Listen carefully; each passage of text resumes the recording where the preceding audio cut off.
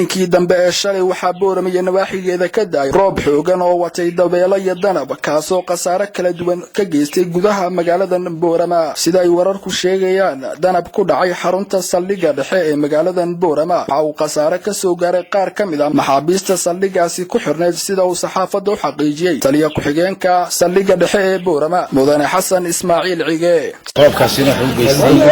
qolka maxaabiista ee u kalbeedaya oo dusha ka dabashay isla soo aragteen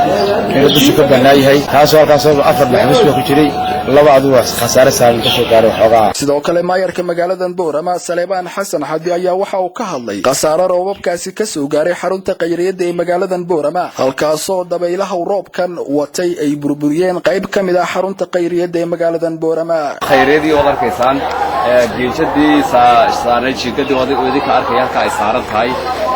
roob aad u dabayl badan buu ahaa ilaahay laakiin naga badbaadiyay sida u dabayl badnaa iyo dhibaatadiisu sida ay u yartahay ismalahayn alxamdulillah waxaan doonaynaa haddii ilaahay dhaado marka horeba qorshaha noogu jirtay May in aanu kordhino